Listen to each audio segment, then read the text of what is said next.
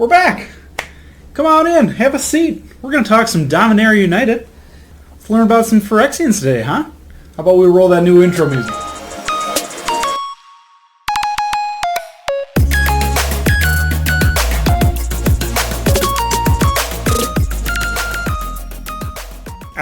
Welcome back, ladies and gentlemen. I am Bearded Bolas. I know you haven't seen me in a bit. Took a little bit of a hiatus. It's been a very busy summer, but we're back in full swing and just in time for new rotation. It's my favorite time of year. A couple sets go out, a couple sets come in. We get some new intro music. We get to learn about a bunch of new cards. It's a pretty good time, if you ask me. Before we get started, definitely be sure to like and subscribe this video. Doesn't honestly seem like much, but it definitely helps me out a bunch. So, without wasting any more time, let's dive right on into it and let's learn about Dominaria United. Set full of Phyrexians and Planeswalkers and Phyrexian Planeswalkers and, I don't know, Badgers. It's pretty sweet. But not only that, we're losing half of Standard at the moment. But not only that, we're in full rotation at the moment. We're going to lose a couple sets. I think we're going to be losing everything before Innistrad. It was fun while it lasted, but I'm good. I'm ready for a good shakeup here, you know? So I don't know if you guys have been following any of the previews that have been coming out, but the set looks pretty sweet. Looks like a good way to kick off a new rotation, really shake up the format. Hopefully bring some new decks and say so long to some very annoying cards. But have no fear, Papa Bearded Bolas is here to walk you through some of the new cards and make you feel comfortable with what's coming and get you excited about some new deck builds. And we're going to be doing a full set preview from start to finish. We're going to be taking a look at some of the notable uncommons as well as some of the honorable mentions as rares that you might want to keep an eye on, maybe consider building decks around. Some of the obvious top 5 power cards in the set. And then we'll kind of be looking at a more financial side of it, kind of what you might want to pick up for long-term gains. If you're one of those people that enjoy that, rolling those dice. And at the very end of it, we'll be looking at some deck builds that I personally am very excited for. Hopefully you guys are looking forward to some new builds as well. And yeah, we'll definitely talk it out there.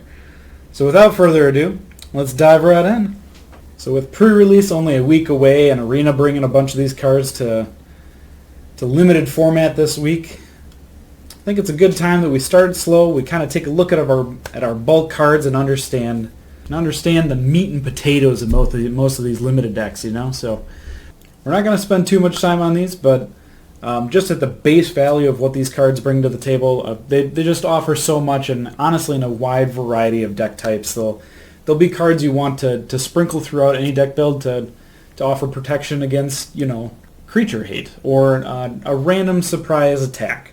Or in an instant sorcery build, something that gets big out of nowhere on turn 2. Love it. Like it's going to build from turn 2 on.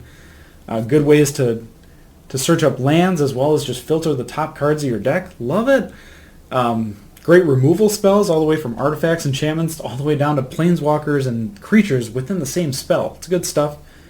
Draw cards, really can't go wrong. More draw cards.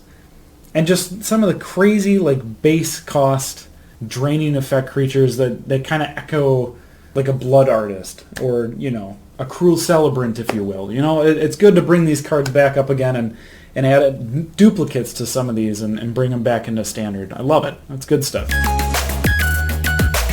From there, we're going to kind of dip our toes into the honorable mentions.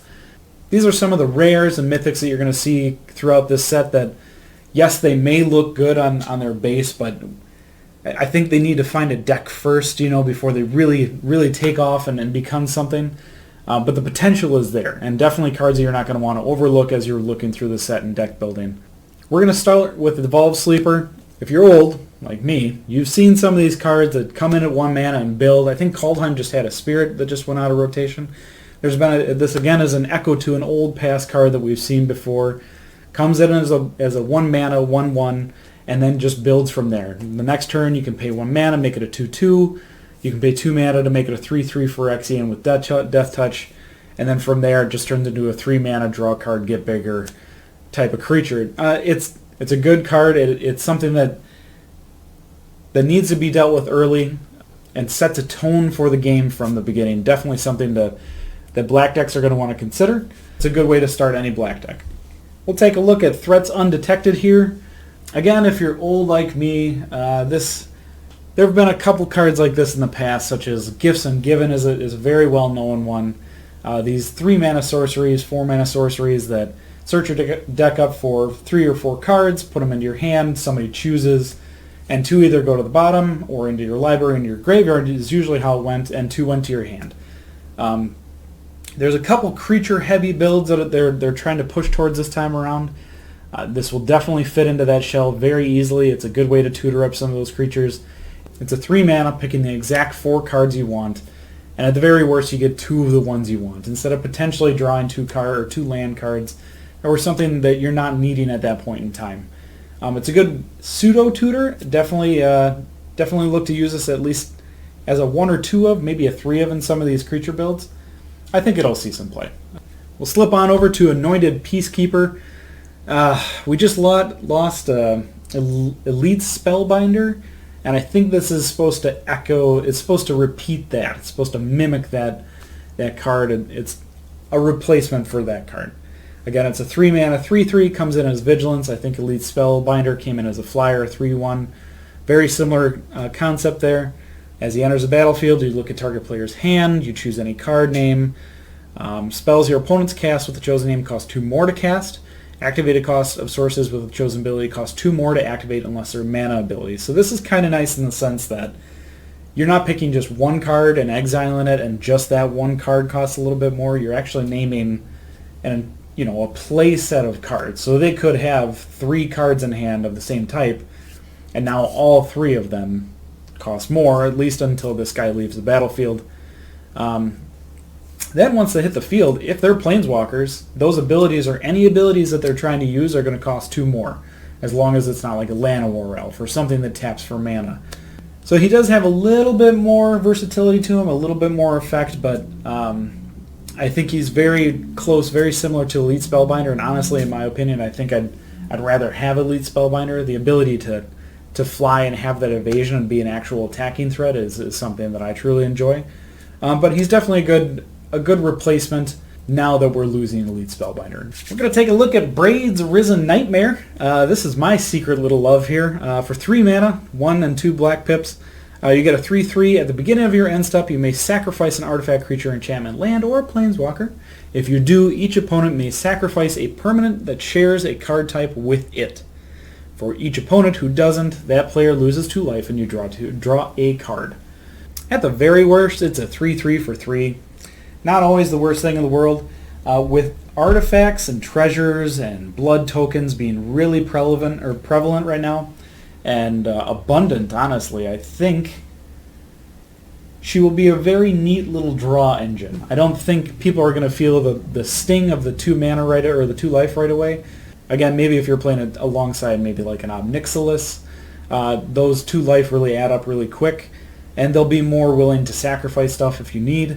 But if you're centralized around a card type such as an artifact that really isn't shared across opponent and player, you can really abuse that ability and make use of it to where if they don't have an artifact that they can't sacrifice, they're definitely losing 2 life and you're definitely drawing a card.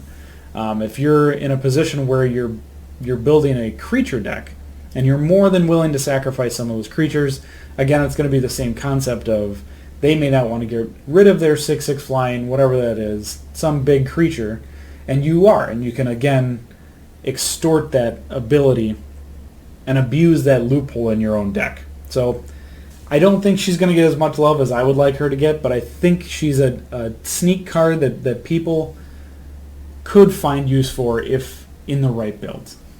Elder Dragon War made my list more so because it is on its own. It's a good card. We brought Sagas back. The Sagas came with a new fun little ability called Read Ahead, which says choose a chapter and start with that many lore counters on it. So basically, when this thing enters the battlefield for 4 mana, you can start on Chapter 2 if you want, and it comes in with 2 lore counters, and you start from Chapter 2 and move forward. Or if you really truly want or need, you can start with Chapter 3, and then the saga will be sacrificed right away. You'll get the 3rd effect You'll miss the first 2 effects, but you'll get that 3rd effect, and sometimes that's all you need to win a game. The Elder Dragon War made my honorable mentions list because red deck wins. That deck concept has kind of taken a seat now that rotation has happened. I don't know where that stands. It seems like, I don't know if they have the bulk that they need to still make a solid deck. You may see variants of it, such as a Boros build. I think that could very well be an option moving forward. But I don't think it's going to be the powerhouse that'll change the format, if you know what I'm saying. Still, when it comes in, the first chapter deals 2 damage to each creature and each opponent. Very solid first start. The second one comes in and says, draw any number of cards, then draw that many cards. It's a good cycle effect. If you're sitting on a bunch of hands or a bunch of 1-drops that you really don't care about, you can pitch those and pick up that many new cards. It's a good filter effect to kind of shake up your hand and hope for a better play, you know? And then finally it ends on a create a 4/4 red dragon creature token with flying. So you get a big beefcake at the end of it. What's not to love? So every stage of it's going to have an effect and a way to affect a multitude of decks, whether it's, you know, taking out an aggro deck with the first one. It's just filtering your hand if you need to, or if you're looking for a draw-heavy kind of deck. I think this is a cool way to do it. And just in the end, just to get a big giant body. I don't see what's wrong with that. Again, not a format changer, but definitely a fun card to consider playing in any red deck that you're looking at. I know I just kind of beat up on the red decks, but Shivan Devastator for 1 mana and X is a flying haste 0/0 when he enters the battlefield with X counters on it. So red deck kind of took a couple beatings here. I think if they were to consider to make red deck wins a viable deck, this would definitely need to be in it. From turn 2 on, it plays at any level. If you draw it off the top deck, it definitely packs a punch from the start. If you're late game and you're out of cards, it will create a board change when it hits the battlefield. That being said, in the first couple turns, I don't think he's going to make a big difference. So for when it comes to red deck wins being a low to the ground, very fast aggro type of build, he'll be there in the end of those, at the end of the top end of that deck build. But he's going to be hard to play in those early turns, which is kind of where red deck wins makes its name. You know, they're quick, fast, they pack a punch quick, and you have to deal with them quick too. So I think for as fun as he seems, I don't think he's going to get as much love as he needs right now until we start getting more sets and we get a bigger red pool to play from. But definitely keep him in your back pocket as we move further into rotation here. He'll be a card you want to keep close. Next, we'll take a look at Soul of Windgrace for 4 mana, 1 black, red, and green, Jund, if you will. Riveteers, if you don't. It is a 5/4 legendary cat creature who comes in when he enters the battlefield or attacks. You may put a land card from a graveyard onto the battlefield tapped under your control. You can pay a green to discard a land card, you gain 3 life. You can pay 1 and a red to discard a land card, draw a card, or you can pay 2 and a black to discard a land card. He gains indestructible until end of turn and tap it. I know we're getting kind of funky with our lands here. Currently, to my knowledge, there's not a ton of ways to get lands into your hand. If we're going to be playing a land-heavy deck, we'll want to put them straight onto the battlefield to gain that mana, to build and ramp as much as we can to get to some of those bigger creatures, putting lands to hand in the hopes and prayers that we eventually draw this guy and get him onto the battlefield, and then have mana to use his abilities is kind of a long shot. But I think just for the base ability of him entering the battlefield or attacking and getting that land from the graveyard to the battlefield is a good way to ramp. He ramps on his own. You may not make as much use of his abilities, which is kind of why he fell into the honorable mentions category. Plus, we're still trying to figure out where the tricolors will fall. I think Riveteers didn't really blow up as much as we were hoping to, as much as I was hoping to. But for his abilities and, again, the potential behind him, I think he made the honorable mentions list for a reason. Definitely keep an eye on him. Don't be upset if you pull him. He's a mythic for a reason. He'll find some use. Oh, poor Johnny. We'll take a look at a Johnny Sleeper Agent, our poor little Phyrexian Planeswalker here. For 4 mana, 1 green hybrid Phyrexian green-white and a white mana, you can get a 4 mana Planeswalker that comes in with 4 loyalty counters. He has the ability of Completed, which says for the green-white Phyrexian mana, can paid with either green or white, or 2 life, in typical Phyrexian fashion. If life was paid, that Planeswalker enters the battlefield with 2 fewer loyalty counters. It's a good way to cheat him in on turn 3, you know? For +1, you can reveal the top card of your library. If it's a creature or Planeswalker card, put it into your hand, otherwise put it on the bottom of your library. Good way to filter out some creatures to your hand. For -3, distribute 3 +1/+1 counters among up to 3 target creatures. They gain vigilance until end of turn. Solid, love it. Can't really use if he comes in at 3 mana. And for the ultimate of -6, you get an emblem that says, whenever you cast a creature or Planeswalker spell, target opponent gets 2 poison counters. That's right, ladies and gentlemen. We have delved back into poison.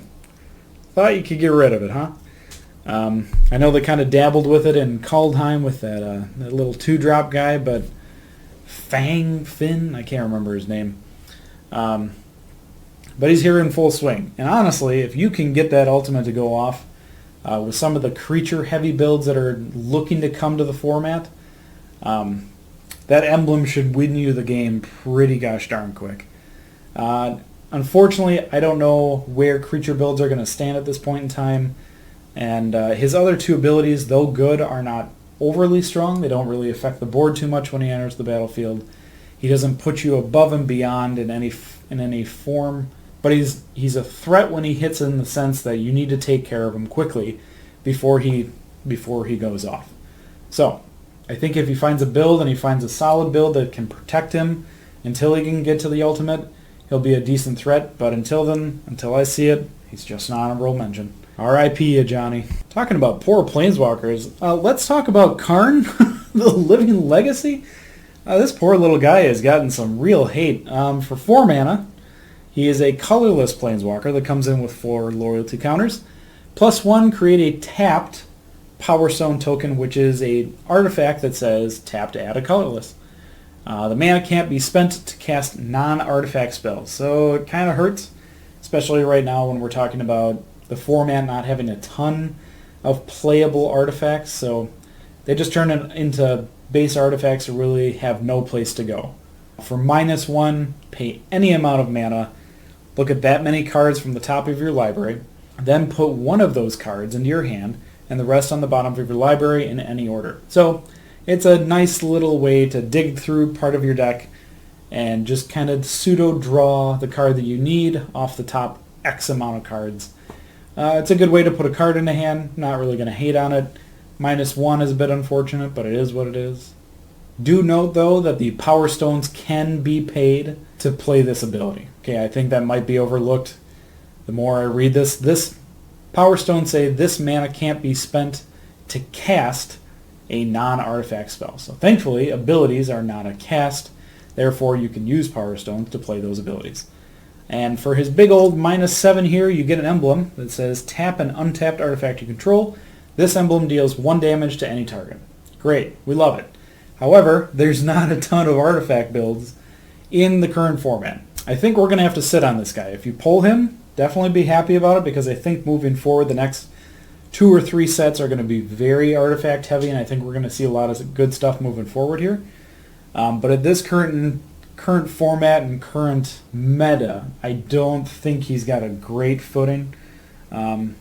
Maybe you'll like him in some of your EDH builds, but I don't really know where else to put him at this moment in time. So I don't think we'll be playing him anytime soon. And finally, our last honorable mention of this ungodly long Forsaken list will be Jaya, the Fiery Negotiator, if I could say it.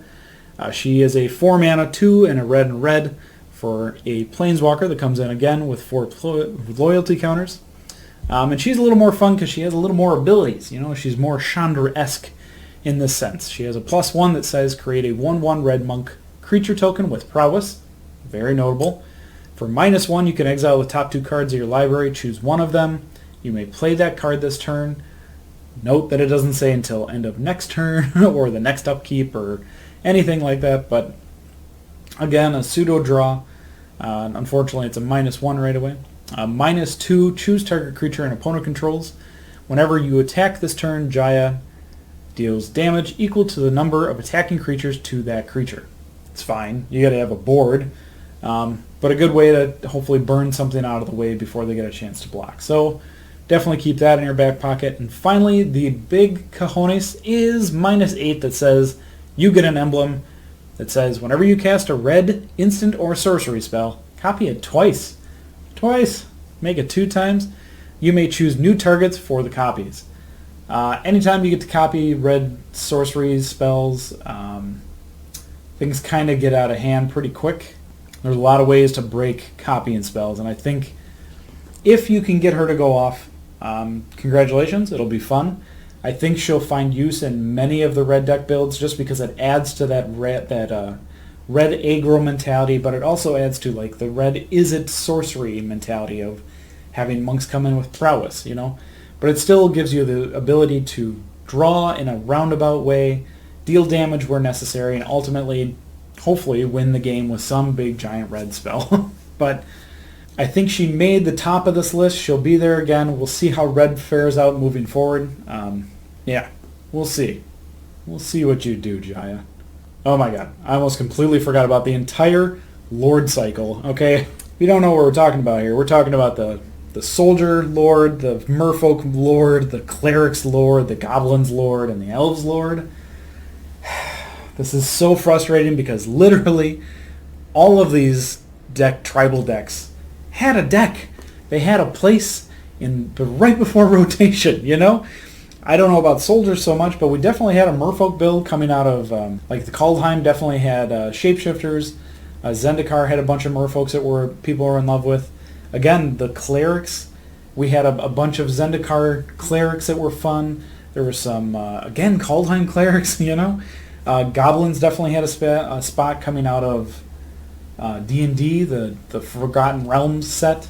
And even elves, again, had a whole tribal set in Kaldheim, and we're losing all of those. So, unfortunately, for as good as these cards are, and they are really strong, they do a lot of stuff, when it comes to the standard format, the standard meta, they're just not going to have a place. These are really built towards old formats such as EDH, Tiny Leaders, if anyone remembers what that is. Modern might even make use of some of the elves and the merfolk. Goblins, I don't know if you guys want to dip into that one, but he's good. He's good stuff. You know, any lord, 2-mana lord. I don't know how many 2-mana goblin lords there are. Can't be that many.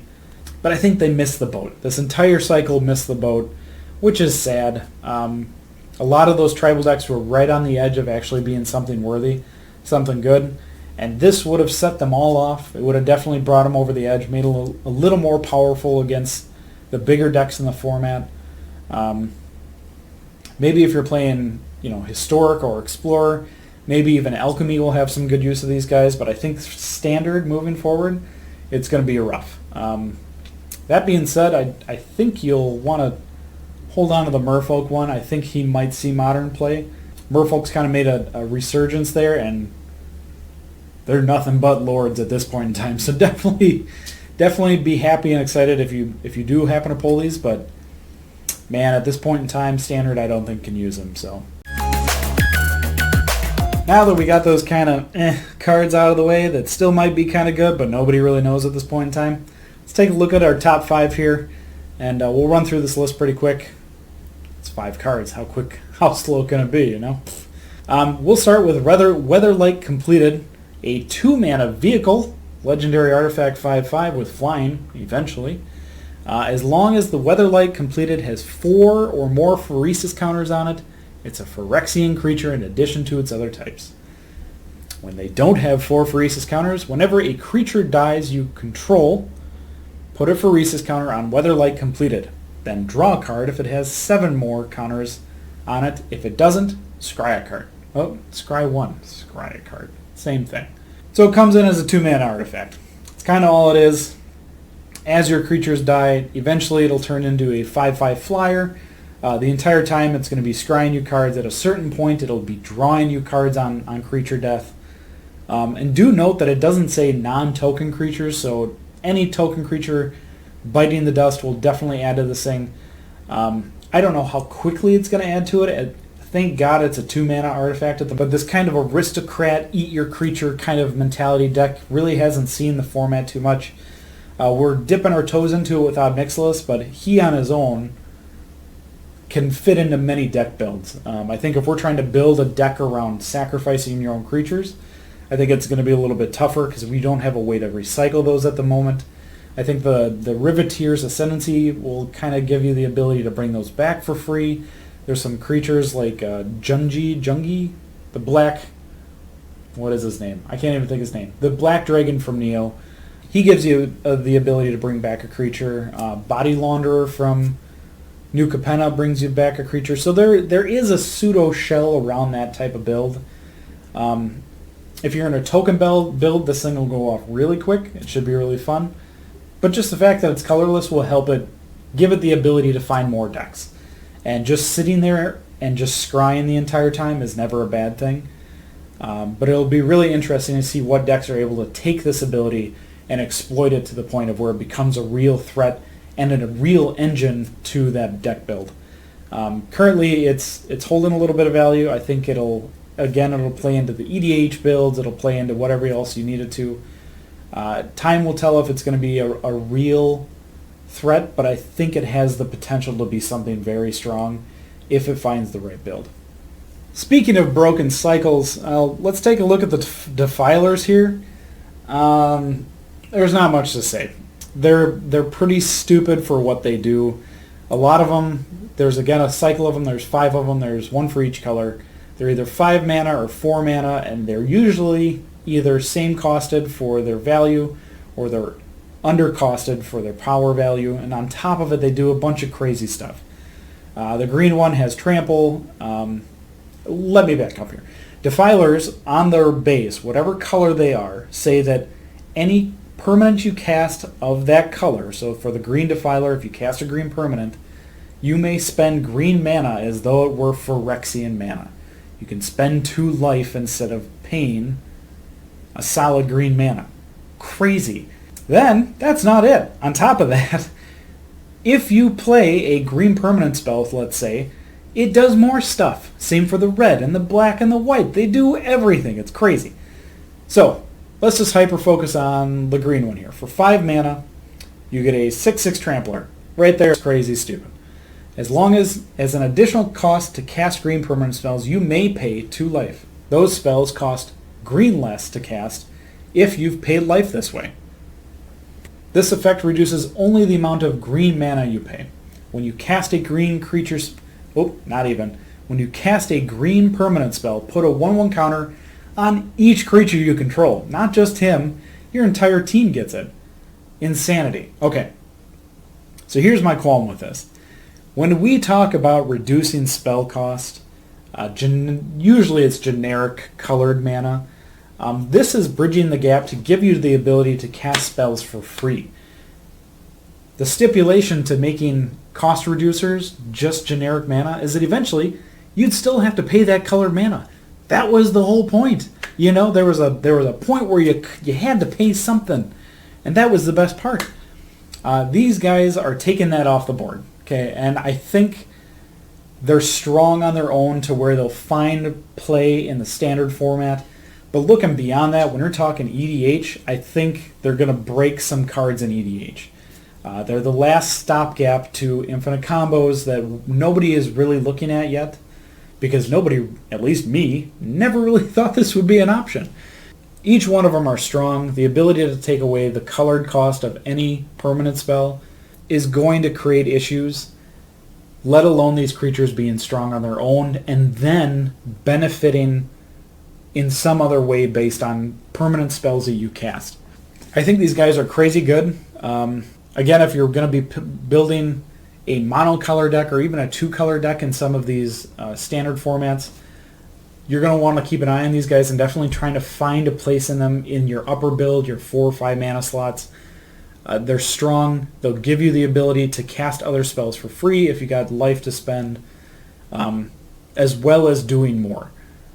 I think the more you spend time looking at these cards, the more you'll understand how uncomfortable and nervous these cards make me feel. But definitely look forward to seeing these on the battlefield quite a bit, especially in Standard, but more so in EDH.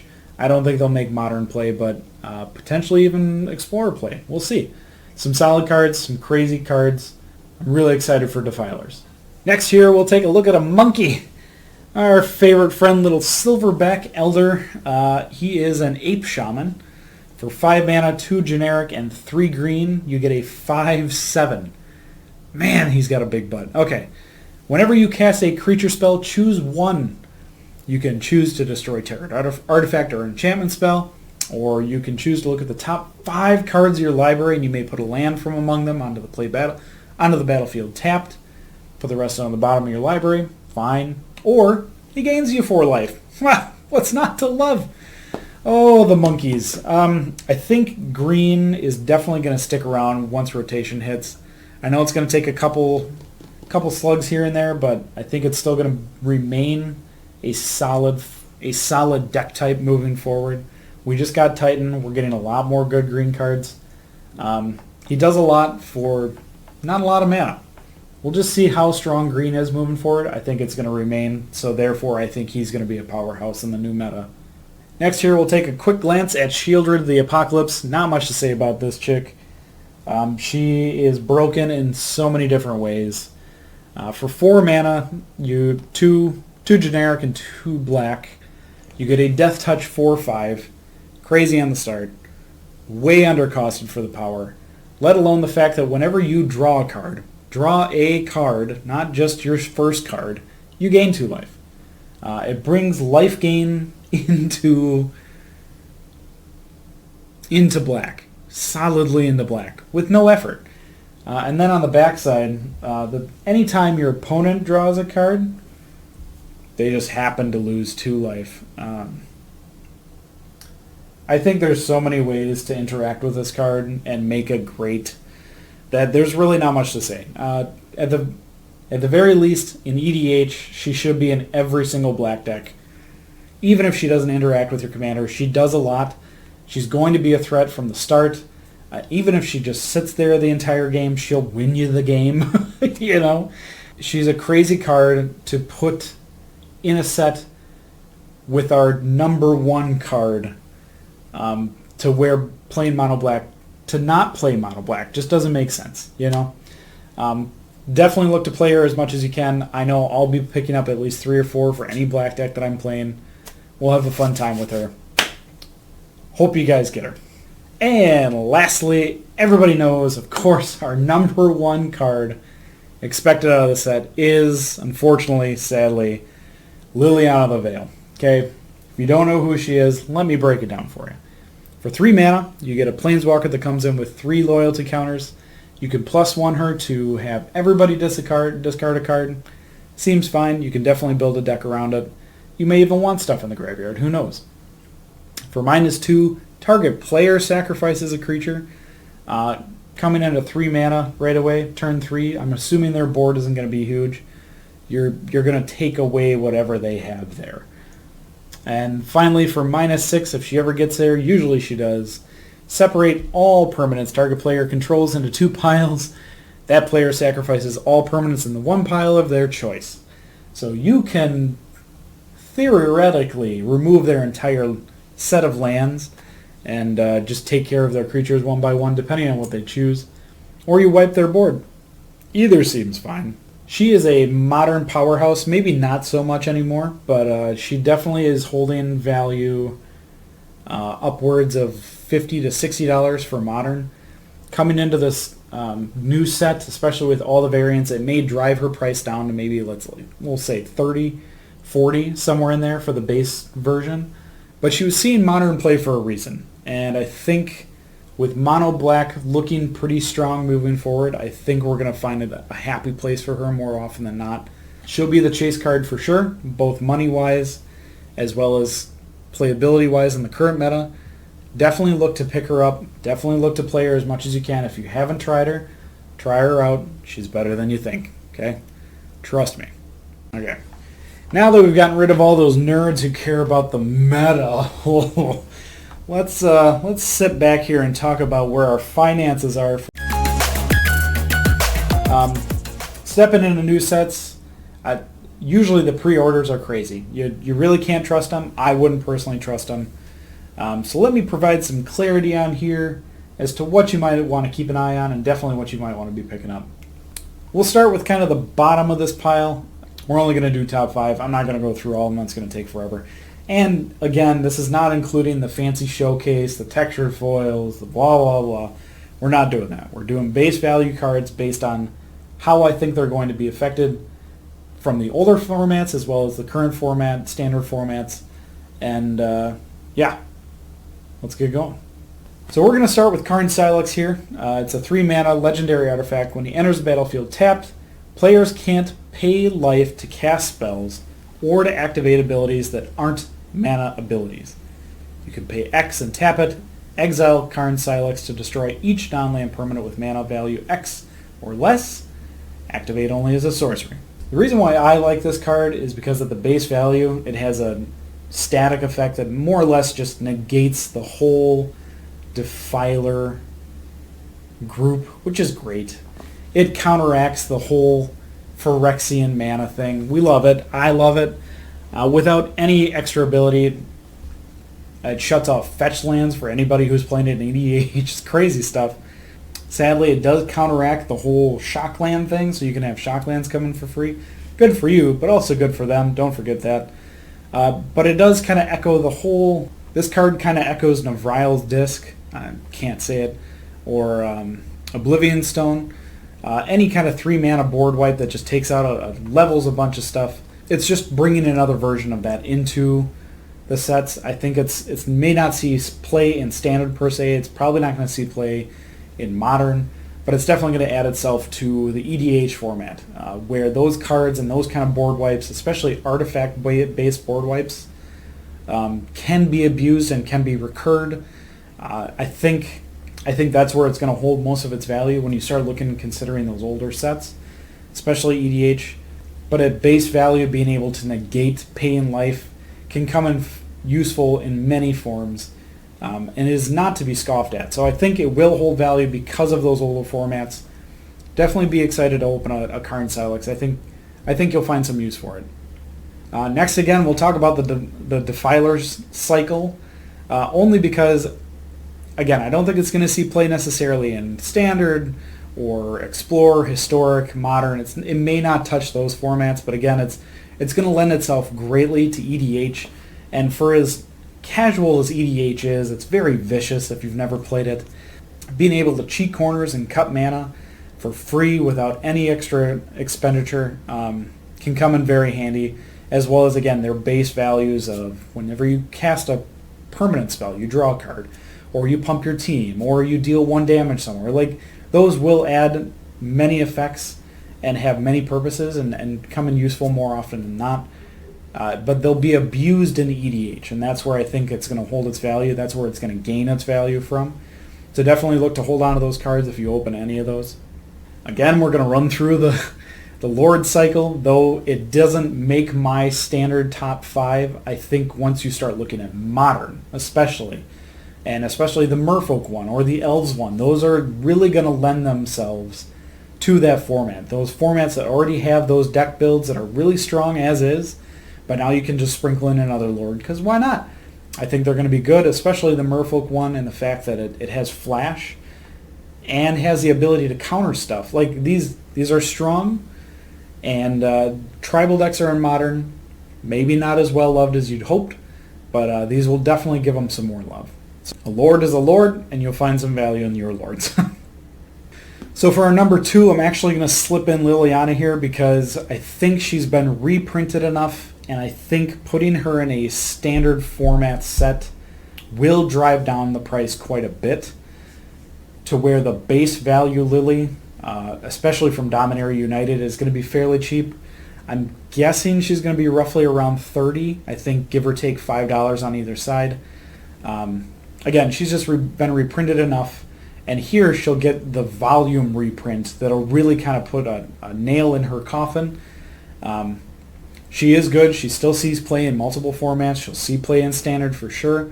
She'll be the chase card in this set, but I don't think she's going to hold value like our next number 1 here. Finally, in my number 1 spot, I don't know what everybody else is saying, I'm putting Shielder the Apocalypse. She is some crazy stuff.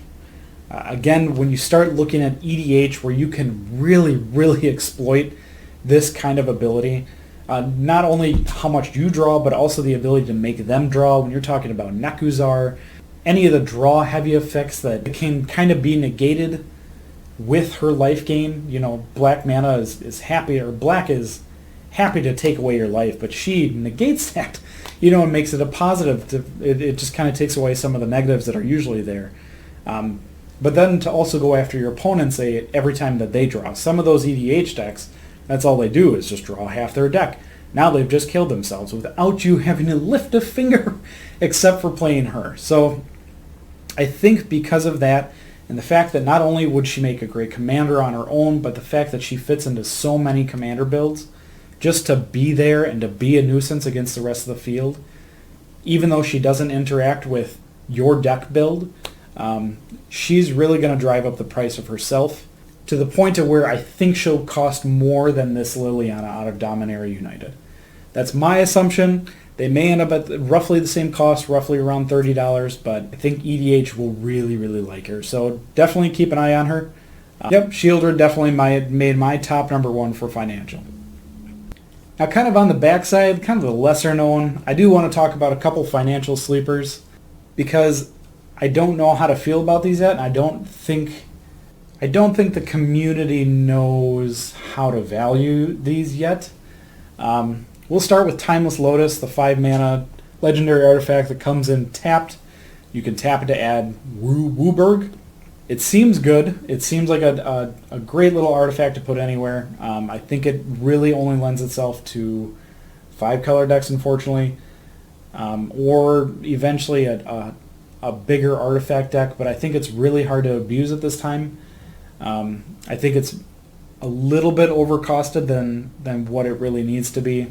We've seen an artifact similar to this, and it didn't really warp the format as much as everybody. Looked like there was a lot of potential there. We just never saw it come to fruition.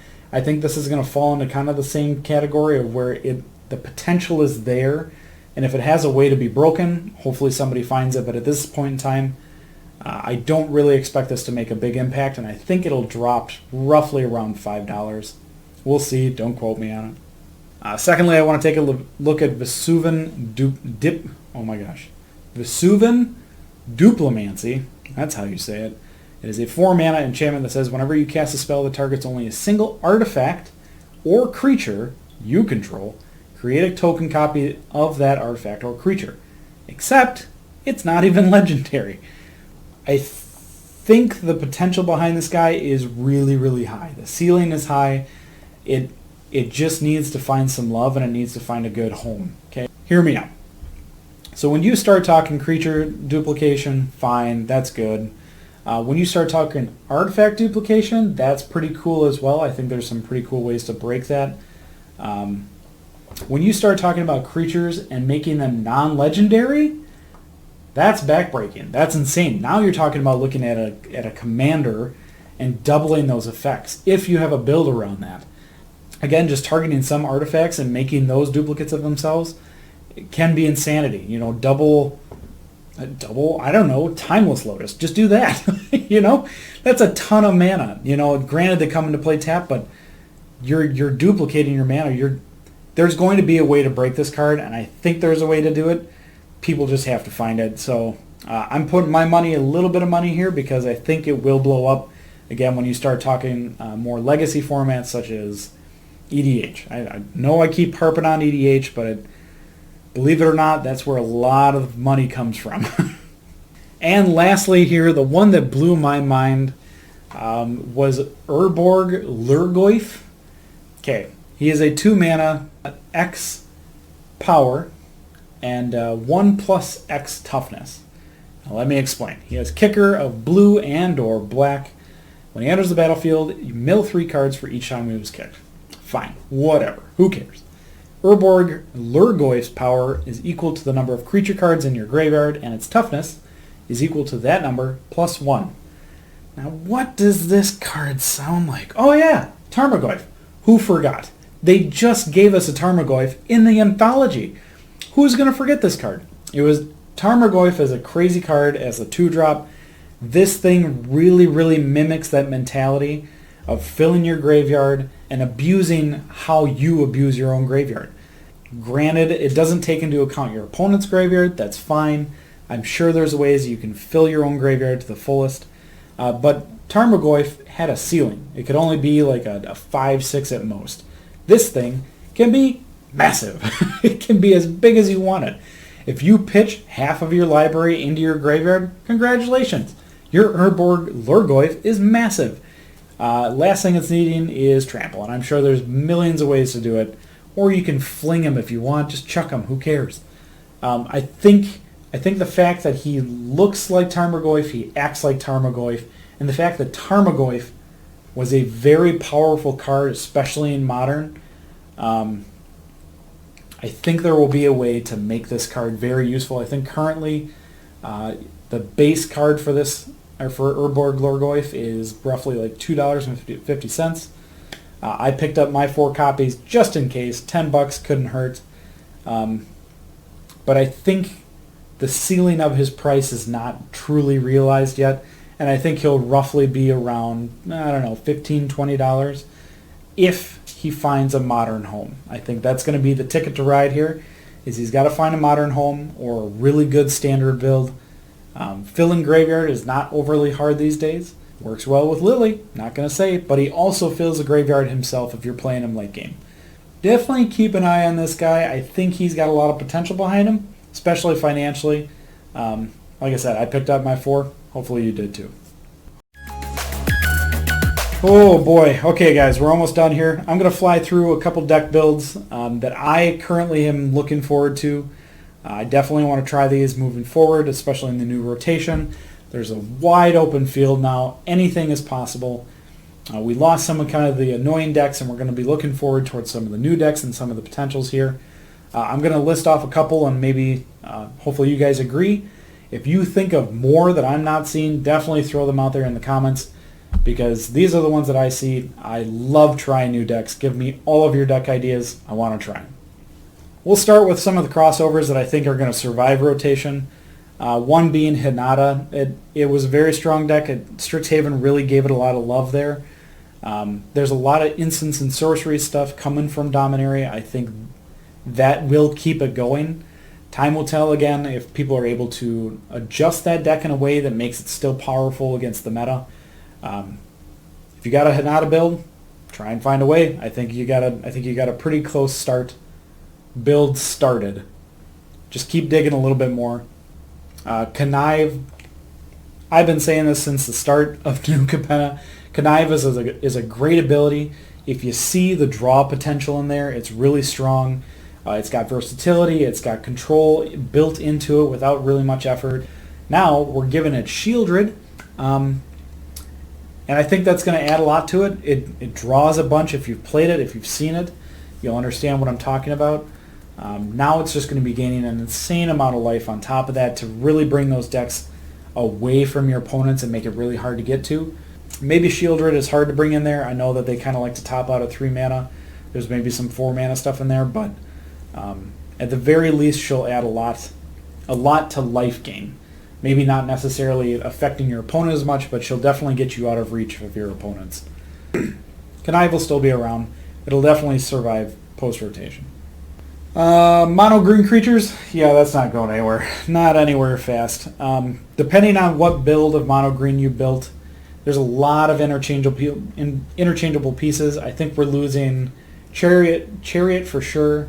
I think we're losing the 3 mana Troll.